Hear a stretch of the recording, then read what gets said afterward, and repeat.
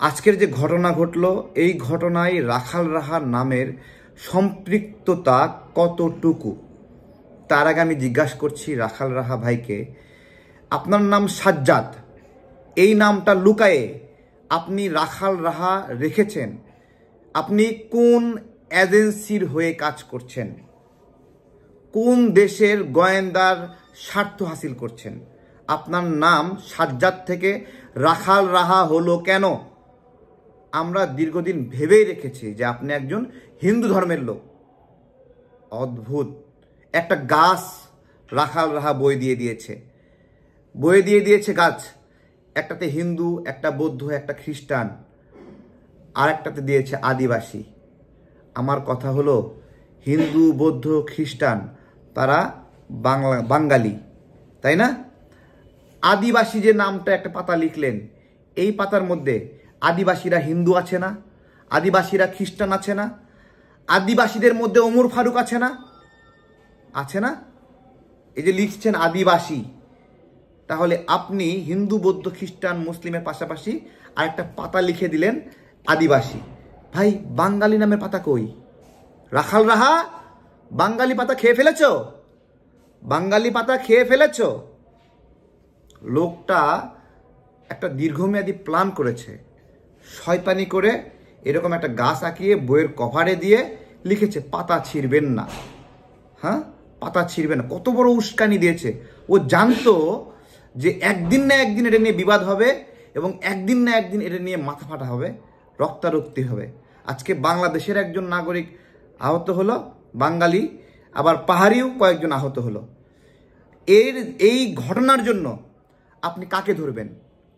কার গলায় দড়ি দিবেন? বলেন, কাকে ধরবেন? যেই বাঙালি শিক্ষার্থীরা বলছে আমরা আদিবাসী, আবার পাহাড়িরা বলছে আমরা আদিবাসী, তো কাগজ কলম নিয়ে বসেন না। এই ভূখণ্ডে কারা আগে এখানে আদিবাসী, কারা আগে এখানে আদিবাসী, কারা এখানের নাগরিক, কারা অন্য জায়গা থেকে আসছে, কারা মায়ানমার থেকে আসছে, কারা ভারত থেকে আসছে, কারা মঙ্গোলিয়া থেকে আসছে, বের করেন না। বের করতে সমস্যা কোথায়? ডিবেট করেন, আসেন ডিবেট করি। আমরা যদি পাই যে পাহাড়ের কোনো জাতি গোষ্ঠী বাঙালিদের চেয়ে 200 বছর আগে আসছে অথবা 1 বছর আগে আসছে, দেব আদিবাসী স্বীকৃতি। সমস্যা আছে? আদিবাসী এই শব্দটা কি? শব্দটা মানে যদি শব্দগত অর্থ করা হয়, মানে যে এখানে বসবাস শুরু করেছে, নাকি যে এখানের ভূমিপুত্র। হ্যাঁ, তাহলে এই ভূমিতে জন্ম নেওয়া কে, আর কে ওই মায়ানমারের ওখান থেকে দৌড়ানি খাইয়ে বাংলাদেশে আসছে? এটা এভাবে বলতে হচ্ছে কেন? এই শব্দটা সমস্যা করছে। আমি বলছি যে একজন খোরাকে খোরা বললে খুব খারাপ লাগবে, তেমনি ক্ষুদ্র জাতিগোষ্ঠীকে ক্ষুদ্র বললে হয়তো বা খারাপ লাগবে। তো ডিবেট করেন, একটা সম্মানজনক নাম দেন, কিন্তু এটা কেমন নাম দিচ্ছেন যেটা এখানের সত্যিকার অর্থে যারা আদিবাসী তাদের উপর আঘাত আসতেছে? এইখানে তো একটা শব্দগত সমস্যার কারণে, মানে এখানে যারা শুরুতে সত্যিকার অর্থেই ভূমিপুত্র এখানের, সেই ভূমিপুত্ররা তো মনে করবে যে আমাদের এই অঞ্চল বিচ্ছিন্ন করতে চায়। চলছে না চেষ্টা? বলছে না পাহাড় আমার চাই? আমার শ্বশুর সিরাজগঞ্জে জন্ম, নদী ভেঙে গিয়ে সে পাবনায় গিয়ে তার বাবা গিয়ে এখানে বাড়ি করছে, পাবনা থেকে আবার খুলনা গিয়ে বাড়ি করছে, তাই না? তাহলে বাংলাদেশের প্রত্যেকটা জেলার নাগরিক এক জেলা থেকে আরেক জেলা যেতে পারে, তাই না? তাহলে মানে পাহাড়কে একটা আলাদা ক্ষেত্র বানিয়েছে যে এখানে বাংলাদেশের কেউ যেতে পারবে না, তাই না? এটা বাংলাদেশের অংশ না, এটা বাংলাদেশের অংশ না।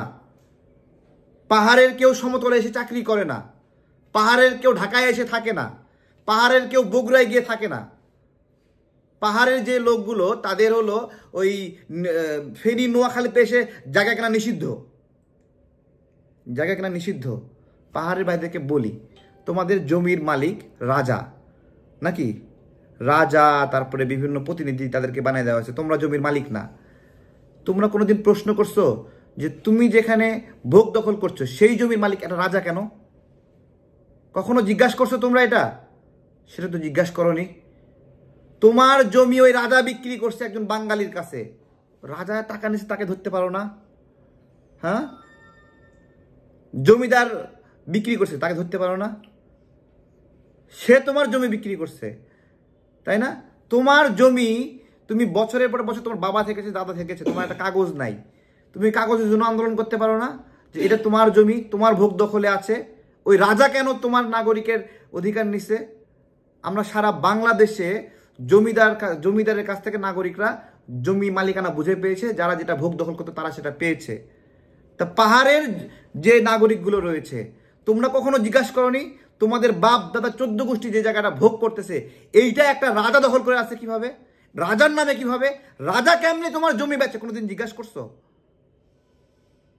বাঙালিরা তোমার মাথায় বাড়ি দিচ্ছে না এই রাজারা তোমার মাথায় বাড়ি দিচ্ছে? বলো।